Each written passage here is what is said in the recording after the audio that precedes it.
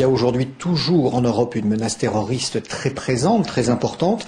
Elle n'a pas été réduite parce que Ben Laden et les talibans et Al-Qaïda sont aujourd'hui en perte de vitesse. Elle a seulement évolué parce que nous avons affaire aujourd'hui à une menace de deux types différents, soit parce qu'elle vient du Maghreb, notamment d'Algérie, mais aussi parce qu'elle vient de nos propres banlieues européennes où des fondamentalistes radicaux sont prêts à passer à l'action contre l'Occident. Chez beaucoup de radicaux qui ne sont pas nécessairement des terroristes, il y a cette conviction qu'ils peuvent changer la société française de l'intérieur. Et que pour eux, déclencher des attentats, finalement, irait à l'encontre de leur stratégie, puisque ça entraînerait un phénomène de rejet. Si je fais un parallèle avec les Pays-Bas, nos amis néerlandais, lorsque Theo van Gogh a été assassiné, ont réagi immédiatement parce qu'ils sentaient que leur modèle était menacé.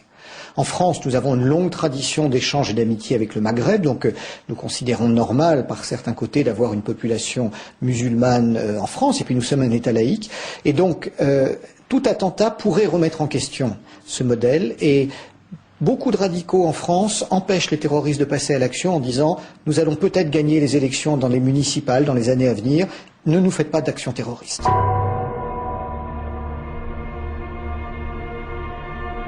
Ce qui nous a le plus frappé lorsque nous avons travaillé à la fois dans les banlieues, dans les communes en France, mais aussi à travers les entreprises, c'est de voir cette montée en puissance, ce phénomène sectaire finalement qui est représenté par une certaine forme d'islamisme radical, où des individus qui se réclament d'un islam qui n'a rien à voir avec la religion du prophète, cherchent systématiquement à imposer de nouvelles règles du jeu. Dans les entreprises, ils réclament sans cesse des salles de prière, ils réclament sans cesse le port du voile, l'autorisation de jours fériés qui sont des jours fériés musulmans et non pas les jours fériés du calendrier classique. Ils réclament également qu'il n'y ait plus d'alcool dans les restaurants d'entreprise, qu'il n'y ait plus de port. Donc petit à petit, par des actions de cette nature, ils font un travail de sape régulier. Mais ça peut aller plus loin, c'est que de véritables réseaux parallèles se mettent en place. C'est-à-dire qu'ils vont jusqu'à contrôler le recrutement dans certaines entreprises et à contrôler des services informatiques. Donc il y a parfois un vrai danger. Il y a en France trois secteurs principaux qui sont touchés par cette montée en puissance de l'islamisme radical, trois secteurs économiques. Le premier, c'est toute la grande distribution.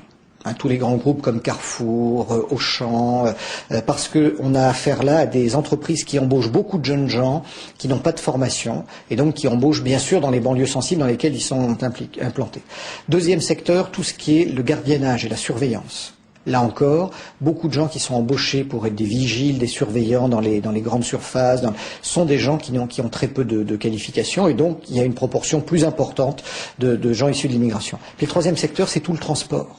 Le transport de plis, les livreurs, Et là encore, on voit ce phénomène similaire. Ce sont les trois secteurs les plus menacés, mais malheureusement en France, on l'observe aussi dans l'administration, dans les hôpitaux, dans la police, dans les prisons, où des musulmans radicaux sont présents et cherchent bien sûr à imposer leur système de valeurs, qui est celui d'un islam radical exclusif, qui n'est absolument pas tolérant. Et bien sûr, les premières victimes, ce sont les musulmans normaux, les citoyens français qui souffrent de ce fascisme idéologique radical.